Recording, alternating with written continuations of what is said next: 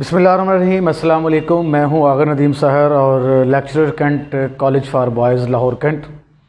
आज हम बात करेंगे सिविल जज और एडिशनल जज के उर्दू के पेपर के हवाले से, उर्दू के निसाब के हवाले से कि हमारे यहाँ वो निसाब कैसे बनता है और उसकी जो मार्क्स डिवीज़न होती है वो कैसे होती है। सबसे पहले मैं ये गुजारिश कर दूँ कि जो पहले दो किताबें इसमें हमारे यहाँ अदब की शामिल की गई हैं, और पहली किताब जो है वो बरगे नए है। बरगे नए हमारी जदीद शायरी का एक बड़ा मोतबर हवाला, जिसे हम नासिर काज़मी कहते हैं, उनकी शायरी पर मुश्तमिल ये किताब है। और बरगे नए की खूबी ये है कि इसके अंदर बड़ी आसान डिक्शन को इस्तेमाल किया गया, जिसे आप लुगत कहते हैं। आसान लुगत में बड़ी बात की गई है। हमारे यहाँ ये रंग जो है ये हमें मोमन खां मोमन के यहाँ बहुत ज़्यादा नज़र आता है, जिन्होंने इंतहाई आसान लहजे में, इंतहाई आसान बहरों में, आप स्टूडेंट्स को शायद बहरों का इल्म ना हो, ये शायरी की टेक्निक्स है, ये ग्रामर है, उसमें शेर कहे। तो नासिर काज़मी की बरगे नए शामिल है। हम अलग से भी बात करेंगे कि नासिर काज़मी की बरगे नए की क्या खूबी है, लेकिन अगर मैं इसके बुनियादी फ़लसफ़े की बात करूँ तो नासिर काज़मी के यहाँ जो बुनियादी इस्तारा है वो है नॉस्टैल्जिया। नासिर काज़मी को नॉस्टैल्जिया का मारा हुआ शायर भी कहा जाता है, और हमारे यहाँ कई नक़ाद तनकीद करते हुए नासिर काज़मी के बारे में ये कहते हैं कि नासिर काज़मी के पास हिजरत के सिवा कुछ नहीं है। मगर ये बात ज़हन नशीन कर लीजिए कि पार्टीशन के बाद उर्दू के जिन चंद बड़े लोगों ने हिंदुस्तान से पाकिस्तान की तरफ हिजरत की, उनमें एक नुमाया नाम जो है वो नासिर काज़मी का है। और नासिर काज़मी पर हिजरत इस अंदाज़ में इस तरीके से असरअंदाज हुई या इस शिद्दत से असरअंदाज हुई कि कहा जाता है कि नासिर काज़मी रात को कई दफ़ा रात के पिछले पहर जो है वो लाहौर माल रोड से पैदल रेलवे स्टेशन चले जाया करता था और इंडिया से आई हुई ट्रेनों को देखता और उसमें अपने से बिछड़ जाने वाले लोगों को याद करता। ये नासिर काज़मी का वो आलम था कि नासिर काज़मी पार्टीशन के बाद कई बरस जो है वो हिजरत के गम से बाहर नहीं आ सका। अगर मैं ये कहूँ तो बेजाना होगा कि नासिर काज़मी की आखिरी उम्र जिस अज़ियत में गुजरी, उस अज़ियत में उस पार्टीशन का बड़ा बुनियादी रोल है जो वो हिंदुस्तान से हिजरत करके पाकिस्तान की तरफ आया था। 20 नंबर का यह सवाल होता है जिसमें नासिर काज़मी की शायरी पर गुफ्तगू होती है। दो तरह से यह सवाल आ सकता है। पहला सवाल ये कि आपको नासिर काज़मी की शायरी दी जाएगी। मेरा ख्याल से मैं जिस तरह पहले अर्ज़ कर चुका हूँ कि नासिर काज़मी की शायरी की जो बुनियादी क्वालिटी है उसके अंदर दो चीज़ें जो सबसे ज़्यादा देखी गई, वो हिजरत का इस्तारा है, हिजरत का मेटाफर है, और उसके साथ साथ वो उदासी का मेटाफर है। दो बुनियादी जो नज़रिए हमें नासिर के यहाँ नज़र आते हैं। आप नासिर काज़मी की कोई भी गज़ल उठा के देख लें, आपको किसी न किसी कोने में कहीं ना कहीं उदासी भी नज़र आएगी, और आपको किसी न किसी शेर के पीछे एक नॉस्टैल्जिया भी नज़र आएगा। और यही वजह है कि नासिर काज़मी की शायरी पर अगर तशरीह के लिए शेर आता है, कोई क्वेश्चन आता है, कोई सवाल आता है, तो आपको नासिर काज़मी के कम अज़ कम 10-15 शेर वो याद होने चाहिए जिसमें दोनों पहलू मद्देनज़र रखे गए हों, या नासिर की हिजरत को भी डिस्कस किया गया हो और नासिर की उदासी को भी डिस्कस किया गया हो। 20 नंबर की अगर तो शायरी की तशरीह आती है तो ज़ाहिर सी बात है, मेरा बतौर उर्दू उस्ताद जो 10 साल का एक्सपीरियंस है वो ये है कि एक शेर की तशरीह में हमें मिनिमम 2 शेर अपने पास से ऐड करने चाहिए। 2 शेर वो होने चाहिए, पहली तो हमारी कोशिश होनी चाहिए कि हम उसी शायर के शेर को ऐड करें। यानी अगर नासिर के कोई शेर हम तशरीह के लिए कर रहे हैं तो हमारे पास उसी मौजू पर नासिर के 2 शेर होने चाहिए, और अगर ऐसा नहीं है तो किसी और शायर के उस मौजू पर 2 शेर होने चाहिए। तो अगर हम यूँ समझें कि 20 नंबर की तशरीह है और 5 शेर आ जाते हैं, या 4 शेर 5-5 नंबर के आते हैं, तो 4 शेरों के लिए हमारे पास 8 शेर जो है वो एक्स्ट्रा होने चाहिए। वो नासिर के हों, वो मोमन के हों, वो सागर के हों, वो अहमद मुश्ताक के हों, या किसी भी जदीद शायर के हों, वो उसमें शामिल करने हैं। दूसरा क्वेश्चन आ जाता है नासिर के यहाँ 2-3 क्वेश्चन जो बहुत ज़्यादा डिस्कस हुए हमारे यहाँ, वो अगर मैं कहूँ कि BA के सिलेबस में भी आ जाते हैं, MA के सिलेबस में भी आ जाते हैं, CSS के अगर पेपर होता है या जज का पेपर होता है, अगर नासिर के हवाले से कोई सवाल पूछा जाता है तो उसका बुनियादी क्वेश्चन ये होता है कि या तो नासिर काज़मी की शायरी की जिहतों को बयान करें कि उसमें कौन सी जिहाद ज़्यादा नुमायाँ हुई, और वो यही जिहाद हैं, या उसके यहाँ नॉस्टैल्जिया है जिसे हम माजी कहते हैं, या उसके यहाँ जो है वो उदासी का इस्तारा है, और उदासी किन किन मानों में इस्तेमाल हुई। हमारे घर की दीवारों पे नासिर उदासी बाल खोले सो रही है। एक तो ये रवैया है नासिर का। दूसरा, और बहुत सारे शेर हैं, अगर मैं यहाँ कोट करना शुरू कर दूँ नासिर के तो ज़्यादा लंबा सवाल हो जाएगा। तो खैर, अगर हम तशरीह करते हैं नासिर के किसी शेरों की तो हमारे पास शेर होने चाहिए, और अगर हम कोई पैराग्राफ आता है, कोई क्वेश्चन आता है भी नासिर काज़मी की शायरी के फ़लाँ पहलू को बयान करें, तो 20 नंबर के सवाल में हमारे पास कम अज़ कम 7 से 8 सफ़े होने चाहिए। یعنی ایک صفحے پر عموماً جو ہے وہ 2 نمبر ملتے ہیں ہمارے ہاں بورڈ کے اندر، یہاں جو ہماری یونیورسٹیز کے ایگزامینر چیک کرتے ہیں۔ اس میں بھی ایک چیز کو مد نظر رکھنا چاہیے کہ ایک صفحے کے اندر جب آپ 8 صفحے لکھ رہے ہیں تو اٹس مین آپ کے پاس 8 کوٹیشنز بھی ہونی چاہیے۔ 8 کوٹیشنز بھی مثلاً آپ اردو کے لیے سید عبداللہ کی کوٹیشن لیتے ہیں یا انتظار صاحب نے ناصر پہ لکھا اس کی لیتے ہیں، کوئی بھی ایسے لوگوں کی کوٹیشنز لیتے ہیں جو اردو میں ایک آپ یوں سمجھیں کہ ایتھینٹک حیثیت رکھتے ہیں، تو آپ کے پاس ایک تو کوٹیشنز ہونی چاہیے جدید شاعری پر یا ناصر پر، دوسرا آپ کے پاس ناصر کے شعر ہونے چاہیے، اور 8 سے 10 صفحے آپ کا مارجن ہونا چاہیے۔ اور اگر آپ وہ 10 صفحے بہت اچھے لکھ لیتے ہیں تو آپ کو 12 سے 15 نمبر ملتے ہیں ایگزامینر کی طرف سے۔ آؤٹ سٹینڈنگ نمبر جو ہے وہ 15 ہوتے ہیں، میکسیمم 15-16 ہوتے ہیں اور منیمم 8-10-12 ہوتے ہیں۔ تو یہ آپ پر ڈیپینڈ کرتا ہے، کیونکہ آپ کی ہینڈ رائٹنگ دیکھی جاتی ہے، آپ کا کانٹینٹ دیکھا جاتا ہے کہ آپ ایک بات کو بار بار ریپیٹ کر رہے ہیں یا آپ جتنے آپ نے 8 صفحے لکھے ہیں وہ 8 صفحے ڈیفرنٹ وے کے ساتھ لکھ رہے ہیں۔ یہ پہلا کوسچن ہوتا ہے۔ دوسرا زندگی کا کوسچن آتا ہے، چودھری افضل الحق کی کتاب ہے زندگی، اس پر 40 نمبر کا سوال آتا ہے، اور یہ بھی اگر پیراگراف کی شکل میں آتا ہے، یعنی اس کی آپ نے اس کی تشریح کرنی ہوتی ہے، حوالہ متن کرنا ہوتا ہے۔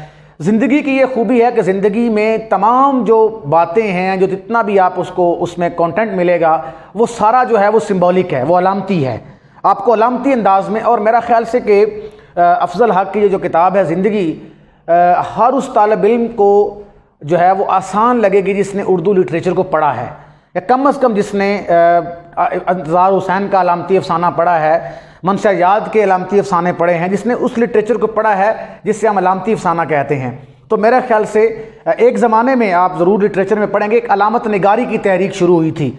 اس علامت نگاری کی تحریک کا جو بنیادی مقصد تھا وہ یہی تھا کہ جب اردو زبان و ادب لکھنے والوں پر پابندیاں لگائی جانے لگیں تو شعراء ادباء نے اپنی بات کو سمبولک انداز میں کرنا شروع کر دی، علامتی انداز میں کرنا شروع کر دیا۔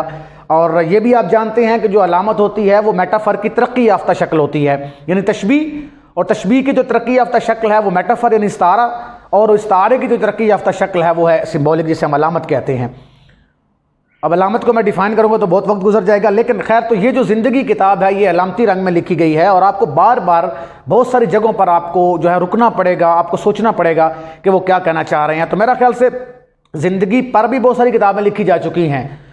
ڈاکٹر زاہد منیر عامر کا ایک آرٹیکل بھی ہے ان کی کسی کتاب میں، اور وہ 10-12 صفحے کا ہے، جو زندگی کا بڑا پرمغز جو ہے اس میں انہوں نے اس کا تجزیہ کیا ہے۔ اگر آپ کو وہ آرٹیکل ملے تو آپ اس کو ضرور پڑھیں۔ آپ زندگی پڑھنے کے بعد اس آرٹیکل کو پڑھ لیں تو میرے خیال سے بہت زیادہ آسانی کے ساتھ آپ اس جو ٹاپک ہے اس کو آپ ڈیفائن کر سکتے ہیں۔ دوسرا ایک سوال ہوتا ہے تلخیص کا۔ تلخیص جسے آپ انگلش میں پریسی کہتے ہیں، BA کے اندر آتی ہے۔ تلخیص کہا جاتا ہے کہ آپ کو جو تو پیرا دیا جاتا ہے آپ نے اس کو 1/3 ڈیفائن کرنا ہوتا ہے، یعنی اوریجنل پیرا کا تیسرا حصہ آپ نے ڈیفائن کرنا ہے۔ فار ایگزامپل اگر 90 لفظ کی تلخیص ہے جو اوریجنل پیراگراف ہے تو آپ نے اس کو 30 لفظ تک لے کے جانا ہوتا ہے۔ اب آپ دیکھتے ہیں کہ بہت ساری گفتگو کے دوران یا لٹریچر میں کئی لفظ ہم ایک جیسے، مثلا اس کے مزاج میں مہر و محبت اور شفقت تھی، تو اگر میں یہ کہہ دوں کہ اس کے مزاج میں محبت تھی تو بات ایک ہی ہے۔ تو اس طرح وہ لفظ جن کو اگر ہم اوریجنل پیراگراف سے ختم کر دیتے ہیں وہ تلخیص میں ختم کر دیے جاتے ہیں۔ 1/3 یعنی کہ آپ نے اوریجنل پیراگراف کا تیسرا حصہ جو ہے وہ تلخیص جو ہے وہ کرنی ہوتی ہے۔ ایک پیراگراف آتا ہے انگلش کا جسے آپ اردو میں ٹرانسلیٹ کرنا ہوتا ہے۔ اچھا، اس کے علاوہ یہ جو بیسک کوسچن میں نے آپ کو بتائے ہیں یہ سول جج کے ایگزام کے لیے میں بتا رہا ہوں، جس میں 150 نمبر کا پیپر ہوتا ہے، جس میں 20 نمبر کی گرامر ہوتی ہے جو ہر سال تبدیل ہو سکتی ہے۔ مثلا محاورات آ سکتے ہیں، ضرب المثال آ سکتے ہیں، مطابقت کے اصول آ سکتے ہیں، یا گرامر کی کوئی بھی ٹرم آپ سے پوچھی جا سکتی ہے کسی شکل میں بھی، چاہے وہ شارٹ کوسچنز کی شکل میں ہو، چاہے وہ ملٹیپل چوائس کی شکل میں ہو، چاہے وہ فل اینڈ بلینکس کی شکل میں ہو، کسی انداز میں بھی آپ سے گرامر کو پوچھا جا سکتا ہے۔ 20 نمبر کی گرامر ہوتی ہے۔ مضمون پر بھی میں وہی رائے دیتا ہوں، مضمون کے حوالے سے جب آپ مضمون لکھ رہے ہیں اگر 50 نمبر کا مضمون ہے تو اٹس مین آپ نے 15 سے 20 صفحے لکھنے ہیں، اور وہ 20 صفحے ایسے ہی لکھنے ہیں کہ آپ کے پاس کوٹیشنز بھی ہوں، آپ کے پاس اشعار بھی ہوں، اور آپ کے پاس احادیث اور قرآن مجید کی آیات بھی ہوں۔ جتنا زیادہ آپ اس میں شیڈز ڈیفرنٹ دیں گے، مطلب کوئی موضوع آتا ہے، آپ یوں سمجھ لیں کہ اگر میں کہتا ہوں کہ زندگی کا جو اخلاقی آئینہ ہے وہ کیا ہے، تو آپ اسے مذہبی شیڈز بھی دیں، آپ اسے اخلاقی شیڈز بھی دیں، آپ اسے ادبی شیڈز بھی دیں، آپ اس کو ازدواجی شیڈز بھی دیں. جتنے زیادہ شیڈز آپ شامل کریں گے مضمون کے اندر، آپ کا مضمون اتنا پاورفل بنتا جائے گا. تو 15 صفحے یا 20 صفحے اٹس مین، یعنی آپ یہ ذہن میں رکھیے کہ آپ نے ایک صفحے کے لیے 2 نمبر مختص کرنے ہیں، اور اگر 20 یا اگر 50 نمبر کا مضمون ہے تو اٹس مین آپ کے پاس 20 صفحے ہونے چاہیے، اور وہ 20 صفحے بڑے پاورفل ہونے چاہیے. اس کے اندر ہر چیز ہونی چاہیے کوٹیشن سمیت. تو مضمون جو ہے وہ تو آپ پر ڈیپینڈ کرتا ہے، کیونکہ آپ نے تمہید لکھنی ہے. آپ نے سب سے پہلے آپ اپنے مضمون کو تمہید لکھیں، پھر اس کے بعد تعارف کروائیں، پھر اس کے بعد اس کے کانٹینٹ کو دیکھیں کہ آپ نے اس کو آؤٹ لائنز پہلے دینی ہے یا بعد میں دینی ہے، یا آؤٹ لائنز کس طرح نکالتے ہیں آپ. تو یہ تو مضمون پر ڈیپینڈ کرتا ہے کہ آپ مضمون کو کس زاویے سے دیکھتے ہیں. لیکن میں اوورال مضمون کا جائزہ بتا رہا ہوں کہ آپ کے مضامین میں شاعری سمیت احادیث اور قرآن مجید کی آیات سمیت کوٹیشنز بھی بڑی ویلیو رکھتی ہیں، بڑی اہمیت رکھتی ہیں. اور ہمارے بہت سارے اسٹوڈنٹس ہوتے ہیں وہ ایگزامینیشن ہال میں بیٹھ کے خود ہی کوٹیشن بنانا شروع کر دیتے ہیں. تو میرا خیال سے جو ایگزامینر پروفیشنل ایگزامینر ہوتا ہے اسے کوٹیشن پڑھتے ہی پتہ چل جاتا ہے کہ کسی آتھر کی ہے یا اسٹوڈنٹس کی اپنی ہے. تو اس پر ہمیں بڑا فوکس کرنا ہے. اگر ہم اس طرح کی ڈنڈی مارتے بھی ہیں تو ہم اس انداز میں لگائیں کہ محسوس نہ ہو کہ آپ کوٹیشنز کو چینج کر رہے ہیں. بہت دفعہ ایسا ہوتا ہے کہ ہم جب ایگزام دینے بیٹھتے ہیں سیم ٹو سیم کوٹیشن ہمارے دماغ سے نکل جاتی ہے، لیکن ہمیں رنگ جو ہے وہ مصنف کا چھوڑنا نہیں چاہیے جس کی ہم کوٹیشن دے رہے ہیں. بچگانہ رنگ نہیں ہونا چاہیے کوٹیشن کے اندر. شاعری کے معاملے میں یہ میں اسٹوڈنٹ سے کہا کرتا ہوں کہ فرسٹ آف آل تو آپ 110% یقین کر لیں کہ جس شاعر کا آپ شعر لکھ رہے ہیں آپ کو شاعر کا نام کا پتہ ہے، اور اگر نہیں پتہ تو آپ یہ ہیڈنگ دیں کہ کسی شاعر کا شعر ہے. یعنی غلط شاعر کا نام لکھ دینے سے آپ کا بالکل نیگیٹو اس کا امپیکٹ جاتا ہے. یا تو آپ شعر لکھیں، 2-3 چیزیں دیکھ لیں، ایک شعر کبھی غلط پیپر کے اندر نہ لکھیں، ایک کبھی شاعر کا نام غلط نہ لکھیں. اچھا کئی دفعہ ایسا ہوتا ہے کہ بچوں کے پاس صرف ایک مصرع ہوتا ہے، پورا شعر نہیں ہوتا، لہٰذا وہ مصرے کی علامت ڈال کر اس کو لکھ سکتے ہیں. لیکن آپ پورا شعر نہ لکھیں، آپ لکھ دیں کسی شاعر کا مصرع ہے، لیکن غلط مصرع کبھی بھی اس کے اوپر نہ لگائیں. اسی طرح یہ 150 نمبر کا ہوتا ہے. اچھا جو ہمارا ایڈیشنل جج کا پیپر ہوتا ہے اس میں 2 کتابوں کا اضافہ کیا گیا ہے. ایک آواز دوست ہے. آواز دوست مختار مسعود کی کتاب ہے، اور اگر میں یہ کہوں تو بلکہ میں نہیں ہمارے ناقدین کہتے ہیں جس بندے نے اردو نثر لکھنی ہے اگر اس نے مختار مسعود کو نہیں پڑھا تو وہ اردو نثر نہیں لکھ سکتا. اتنی شستہ اور آسان اور خوبصورت زبان.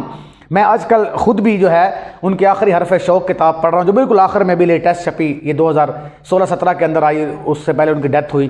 تو ان کی آخری کتاب جو علی گڑھ کالج کے نام ہے، تو ان کی 4 کتابیں ہیں. آواز دوست ان کی چند نمایاں کتابوں میں سے ہے.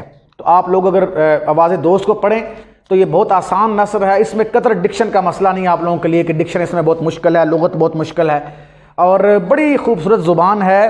آپ اس کتاب کو پڑھنے کے بعد اپنی زبان کو درست کر سکتے ہیں. اور میرا خیال ہے کہ مختار مسعود ان چند لکھنے والوں میں سے ہیں جنہوں نے اپنی گفتگو میں انگلش ڈکشنری کا اضافہ نہیں کیا، بلکہ ہر لفظ کو پیور اردو زبان کے اندر لکھنے کی کوشش کی ہے. اور یہ ان کا کمال ہے کہ پوری کتاب میں آپ کو چند ایک لفظوں کے علاوہ انگلش کے لفظ نہیں ملتے کہیں بھی، آپ کو اوریجنل اردو زبان ملتی ہے. اس کے علاوہ اقبال کی شکوہ جواب شکوہ ہے، بڑی پاپولر کتاب ہے. تو ایڈیشنل جج کا جو پیپر ہوتا ہے یہ 100 نمبر کا ہوتا ہے. اس میں یہ 2 کتابیں اضافی ہیں، باقی پیپر تقریباً سیم ہی ہے. تو یہ دونوں کتابیں بڑی امپورٹنٹ ہیں. بلکہ میں یہ کہہ رہا ہوں کہ جو 4 کتابیں آپ کی شامل کی گئی لٹریچر کے اندر، یہ 4 کتابیں اپنی جگہ پر بڑی ایتھینٹک ہیں. مطلب شاعری میں اگر دیکھیں تو اقبال کی شکوہ یا ناصر کی جو ہے برگ نئے، یہ بڑی جو ہے وہ آپ یوں کہہ لیں کہ سند کی حیثیت رکھتی ہیں. اسی طرح اگر میں نثر میں بات کروں تو نثری کتابیں اگر میں علامتی رنگ میں دیکھوں تو سب سے بڑی کتاب ہمارے پاس زندگی ہے، اور اگر میں آسان لفظ میں دیکھوں تو میرے پاس آواز دوست ہے. تو بڑا پیارا جو ہے یہ ایک بنایا گیا ہے، امتزاج بنایا گیا ہے آپ کے سلیبس کا. تو انشاءاللہ دوبارہ کبھی وقت ملا تو ہم اس پر وقتاً فوقتاً بھی بات کریں گے. لیکن یہ کہ میں نے مجموع جائزہ لیا ہے، ہو سکتا ہے بہت ساری باتیں اس میں رہ گئی ہوں، بہت سارے کویسچن ڈسکس نہ کیے گئے ہوں، لیکن انشاءاللہ ہوپس ہو کہ مجھے امید ہے کہ آپ لوگوں کو اس کی سمجھ آ گئی ہوگی. بہت شکریہ.